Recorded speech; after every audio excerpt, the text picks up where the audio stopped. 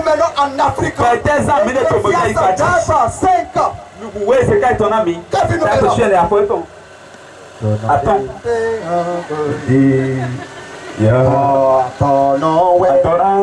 Vous voyez la gens là? Maman, on est content. On est content. Hein? Satan est d'aller. Satan est d'aller. C'est en vouloir la vie. Tout ça là. Mais c'est grave. Quel que soit ce combat, quel que soit les gens qu'on va donner, on brise toujours la nourriture.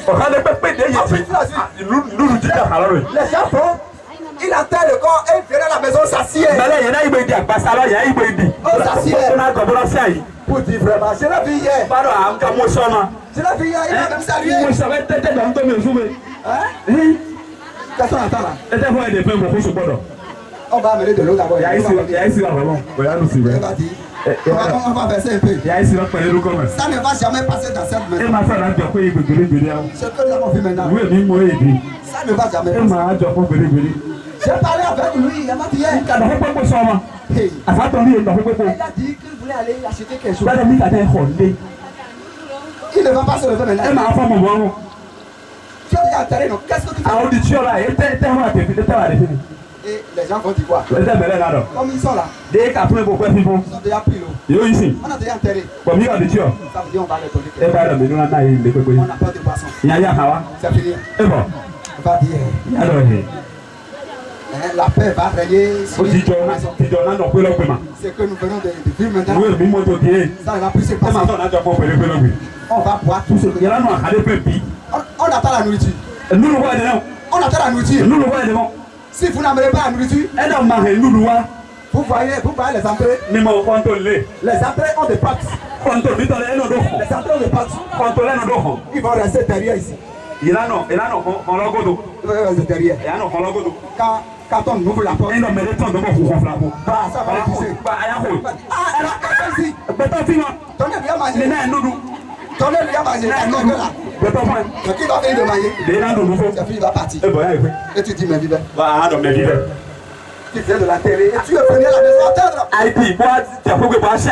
Pour manger. On mange quand il y a la fête. Vous voyez? Quand est-ce qu'on mange? Écoutez-moi bien. Je suis spirituellement philosophe. Amen. C'est quand on est en joie qu'on mange. Vrai ou faux? Si vous êtes dans la nervosité, quelqu'un vous a énervé comme ça, est-ce que vous avez fait? Ça veut dire qu'on mange quand on a la joie. Vous venez d'enterrer un corps. Et vous attendez à manger. Ça veut dire que vous êtes un peu de quoi? La joie. Ça veut dire que c'est lui qui est mort, vous êtes content. Mais c'est ça. Et pourtant on va parler comme si vraiment c'est pas bon. Il vient de partir. Il est parti. Si tu ne leur donnes pas à manger, on va dire que nous besoin de la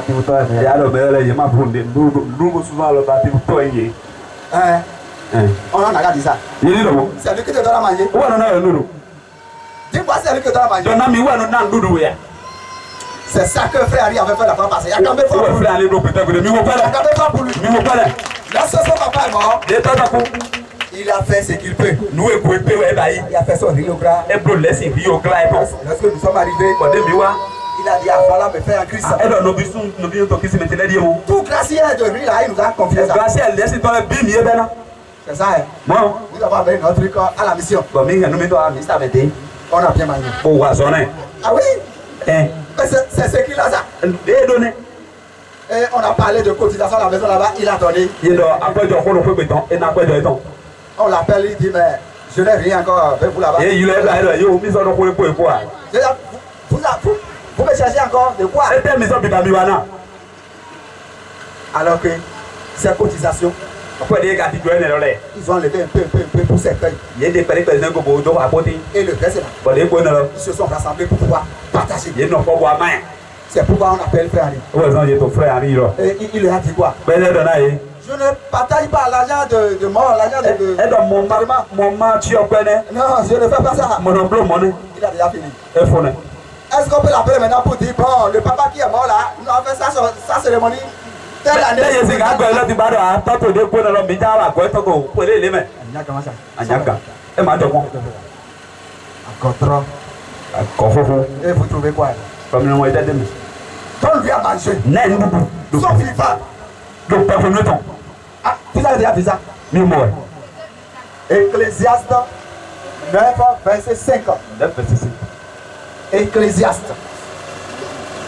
Il y a beaucoup d'autres. Pour le temps, 9, verset 5. Qui est venu maintenant? Ah bon? Hein? Ah, Salomon dit. Salomon dit demain. Vanité plus vanité. On va dire. Tout est vanité dans la vie. Il bloque pas. Tu as l'argent plus que lui. À donc, on gagne. Salomon. C'est le riche, ça dit mondial. Où il y a quoi non? Big Bell, complétant. Sage mondial. Nous étant pata. C'est ce qu'il a dit ça. Nous voyons que nous étant bonniers. Et toi? Retiens-le. Nous avons de l'argent plus que lui. Mais nous, quoi, on gagne? On y va. Mais j'ai un ami. Dans le micro. C'est le coup. Non, mais to gbanyo do emi na ku. Ṣùgbọ́n oṣù ọlẹ́mọ̀yàn nùdè. Mọ iye máa sọ ti ló wà lé dé gbá. Ná òfin iye tán kò zùn wíwọ̀n. Òun ayé iye tán ga. Pó òun agbẹ́nà mẹ iye tán pó. Pó kò mẹkẹ iye tán pó. Oui.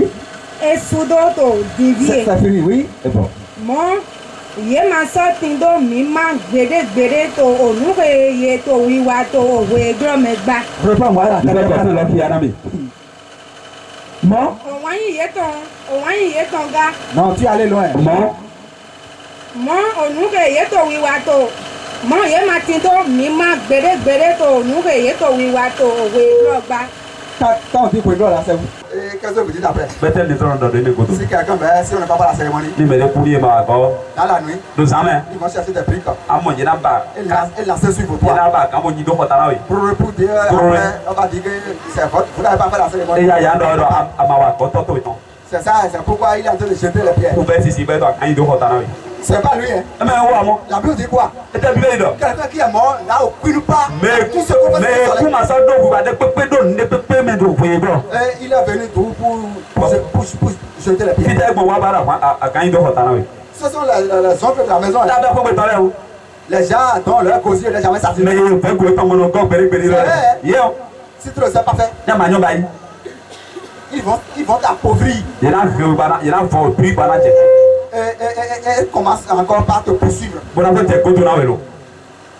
Parce qu'au cours de la cérémonie là, Donc pas comme elle. on te voyait, tu fais sortir de l'argent. Et moi ba de quoi de temps fla. Et c'est toi. Bon tu vois. C'est toi. Tu vois ti. Combien moins ou Combien non pas tu vois. Ah, les gens vont dire, ah, Mais là là ah. donc il avait de l'argent même. À quoi t'as décidé mon là? C'est bon. Ayo. Quand tu finis ça là, Et là faut aller. c'est les problèmes qui vont commencer. A ouvert na belo. C'est les problèmes qui vont commencer. A ouvert na be. C'est ça la Bible t'a dit. Et ne va plus de na ouais. Dans quelle Bible tu as vu ça? Tu t'es dans moins de l'autre. Cérémonie. Accord. Il faut enterrer correctement. Dis-tu te grandis? Veille, on fait bien la veille. On danse. Ça dit quoi? On va d'où Quand grandis? tu assistes jamais à notre veille, Et dans mon bah si tu as dit ici, veille vite on pédé. il faut demander aux gens qui ont assisté à une fois. Mais quand bien mais ouais t'es comme mon là donc. Et son lendemain, on enterre correctement. On est on il y a son du grandis. C'est fini. Et bon. On quittera, c'est fini. Mais trop faux. Il n'y a pas sous. Quelque part, rester dans le noir. Oh, Quelque part. il y a des maps vidéo boyando sur les maps là non close même du Rester dans le noir là, c'est les gens qui veulent choisir la femme là qui dit ça. On impose ça. Ni ya no oui mais non mais tu assis sur les hier non. Rester dans nous, oui, là, dans la nuit noire. Ça aller vers la femme noire. Sans oui mais. Bon non nous oui mais. Bon là il non oui de. Vous voyez non? Non. Ça se va dire que Sous dit. vous avez payé qui? Même miable. Vous avez payé qui? Même miable. On a presque ça où? Peter j'ai cadeau. La femme même est là. Et Non sur le final. Bon. de se plaire. Bon oui de plaire. Bon. Il y a un grand qui frappe. Tu vois oui t'as pour des types pour les comment. Il voit non. Et nous, moi, Il faut aller là où toi tu ne vois pas. et de nous, moi, qui ne peut pas de nous, moi, Il faut au sous-sol sur ton roche. et de nous, moi, qui va Qui va se parler de me il faut. nous, là, dans le sol, il y a bien comme mon pied. Ce que toi tu ne vois pas. Nous, était ma commande, comme. C'est lui le grand juge. Et il y a un niveau, il y a un d'avant. L'avocat impeccable. Où il y a un avocat qui me demande Dieu. Que le nom de Dieu soit béni. Donc, pour nous, il connaît de non. Alors diminuez un peu. Et les minimaux dialogue pour l'enquête. Comme nous n'aimons pas trop la cérémonie, Il dit, mais les mots, on a encore il faut alors savoir comment tu vas aller visiter les gens, assister les gens à la cérémonie. bon, nous, on a eu nous ont mêlé ton doga. Sinon, c'est dépenser pour rien. Et même moi, la question, nous va. Toi, tu ne fais pas la chose. C'est à mon alors, quand il dit, Nous n'attaillons pas d'importance il à est ça. mon il monte au vivre de comment. Chaque fois, tu ne vas pas assister les Parce que, gens. à la fin, on a quoi de vous, mon belade. Bon, on ne sait jamais. Moi, je m'en ai un mot. Il y a les actions de grâce. Au père d'idole, sorti l'eau. Tu peux inviter les gens. À rien à ailleurs, et au père C'est d'idole. cérémonie d'enfants. Au vino béton, il est là. Sortie d'enfants. À la belle vino ton. Tu peux inviter les À gens. rien à ailleurs, mais là. Cérémonie de baptême. Alors, il peut l'eau. Oui, c'est du bâton. À rien à ailleurs, mais là. Il y a plein, comment dirais-je, Nous, mariage. et bah, si, alors, oui. Tout ça là, tu peux inviter les gens. Et à rien à ailleurs, mais là. Grande action de grâce. Ouais, d'abord. Tu peux inviter les gens. À rien à sortir l'eau, mais là. Le site de Tu peux l'air, laisser bénir sa parole. donc, on donne un Il faut voiture. pas être prisonnier de ces choses moyennes là. Mani, quand on est tombé. Non, c'est être prisonnier de ça. Yo, quand on est là, Tu peux laisser bénir sa donc, parole. on donne un voiture. Le peuple que nous venons d'entendre. Pas bien, mais c'est tout. Que le Seigneur nous aide à le Donc, faire. on dit quoi, on a mis dans 2 ans. Au nom puissant de Jésus. Jésus, c'est comme nous voulons dire. Que le frère Henri fasse la prière sur ce que Et nous puis, on fait un ligne pour dame, nous, pour essayer. Jẹ́rú kọ̀ mí dọ̀ ń dó ẹ̀ abasi awa nu yẹmẹkẹ dokoto mi tẹ́lẹ̀ tó jíjọ ọbẹ̀ bọ̀ misi afọ bá fọ́sẹ̀ misọ́sẹ̀ alọ́ba lọ́sẹ̀ akọ́sùnmá dokoto yìí ó gbẹ́ tọ̀ yìí dìbò ebe misọ́sẹ̀ tó fi tó jẹ́ ní bíyẹn tó bẹ̀ akọ́sùnmá dokoto yìí yé ŋun lọ táfọ̀ yìí ká dokoto mi tẹ́lẹ̀ tọ̀ jù ní tó zọlẹ́sìn kó dokoto mi tẹ́lẹ̀ kó òde pépénu de kẹtọ́ náà kó de mi tọ́ kọ́ náà mi nínú gbogbo déjì tọ̀ tó Jésù sí nǹkan. Prends tes collègues dans ta main. C'est lui, non, tu dois l'homme. Et lève-toi sur tes pieds. Il faut dire. Mais nous voyons méthode de y plaît. Donc, pour les voir méthode là, et pour nous petit tout pour les enfants. Des cas d'ailleurs modi. Yok pour vous John Georgia. Petit et dit demain. Mais qui me lève. Il est ton dao, il est ton chance dao. Il est vraiment tout près. Vraiment. Maintenant, il y a ton nom qui holé.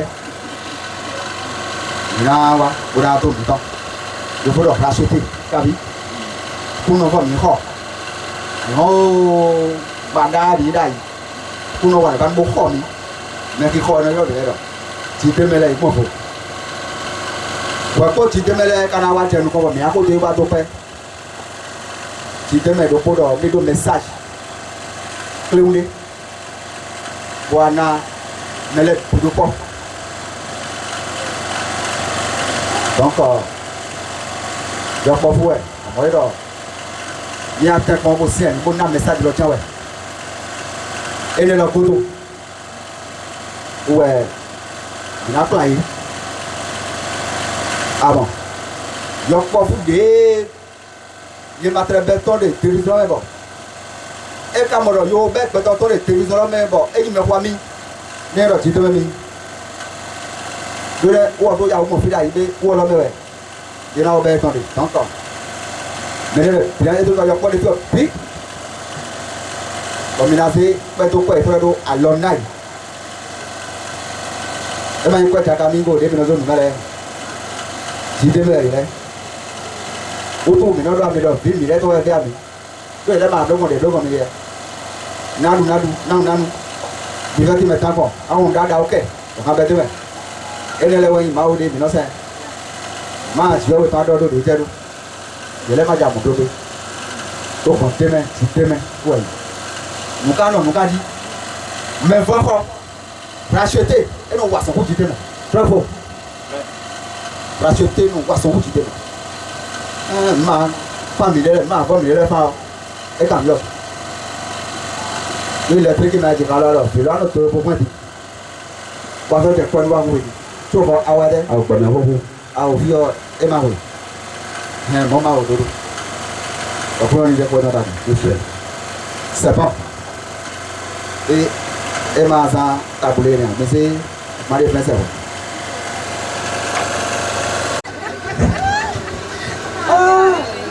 Alléluia. Amen. Christ ton père. Et n'a pas eu de Dieu. Donc, va prendre ton enfant et puis tu le sièges. Aïma, Baba Deriba.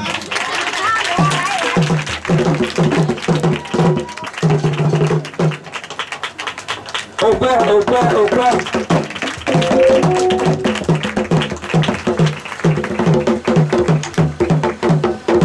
Lorsqu'il s'assied sur ça maintenant, il faut acclamer fort. Et si il est besoin de reconnaître. Alléluia. Amen. Mission République du Bénin. Mission évangélique des enfants du Christ meilleur. Excellent Père Céleste, excellent ange de la meilleure, cher Papa, le fondateur de la meilleure. Chers frères et sœurs en Christ, bonjour. Ene eto ndoto melepo e dilo agunlo si yiko wa do ndo do ayi to te dilo son papa ndo mi me wa file po pátápátá ndo mi bonjour. Moi, votre frère Sabo, Christodin et Bénézer. Ye no bi sunu mi ton ke ye no yoro Sabo Christodin et Bénézer. J'ai un message très important dont j'invite chacun à y prêter beaucoup d'attention. Ndoko pataki de on claim de bodan to mi bon bio me propos do me ni do to gandi. Aujourd'hui, nous sommes en train de fêter la 3e édition de la fête dénommée le récit du Christ. Bebe mido okwe du kwe ba ikwe atonto e mino yiro kwe lo si yikodo yi Christ se lo présent chez merci kwe. Ce jour est un grand jour. Asa igbe ton place en pataki de na mi asan dawo de na mi. Parce que chacun de nous a été mis au monde dans les ténèbres. Lodo koropo mi tola ye jiro si wurume dai. Sauf nous, les petits enfants qui sommes nés dans la lumière, dans la mer. Adavo mi wu vi ke ye jiro ihon e ba si terison me yak na lo me mi wo pere. Amen. Ne sachant pas qu'un jour le Seigneur pourrait nous faire miséricorde. Bon mi ma konyo da do be pero po okunu ke na wa le blan na mi. En nous appelant à la lumière. Bona wa go mi wa do ihonu.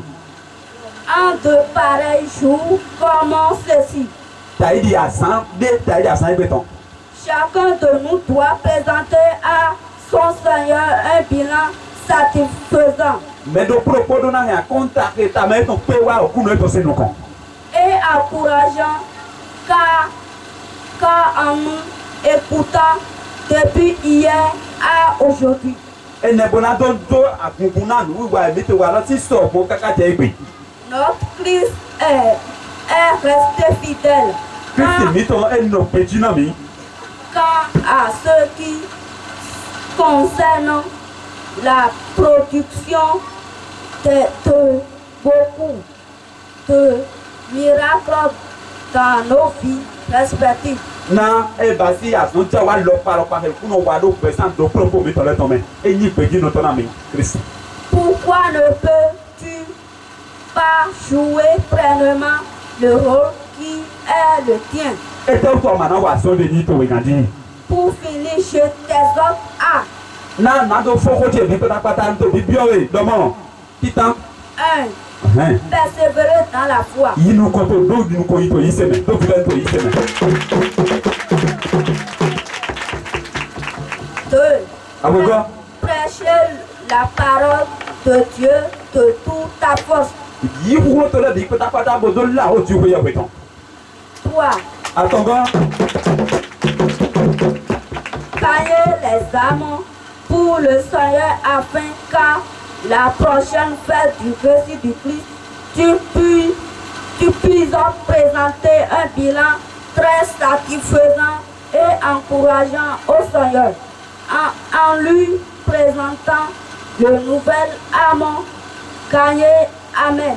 Shalom. Ene adona tekpon ope tso anadu ope nebo amana ho tudo ton bo mu ani don le e no awa dawo e konta le pe to fu e de bi na do pe de da ana be ani to le si ale adule ope wa ku no se nu kon ni na do fo do mele ko shalom. Signé votre frère Ebenezer Christiton Sago. Nye no bi sunu mi ton Ebenezer Christiton Sago ou e don ou te wo ma lo di.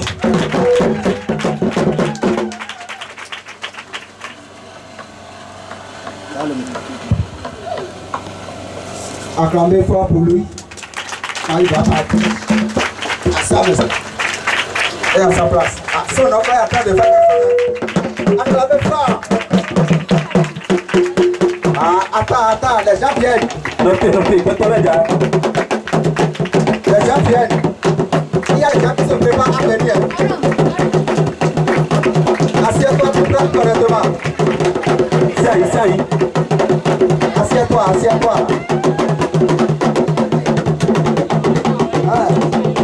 Vous voyez les sons avant. Acclamez fort.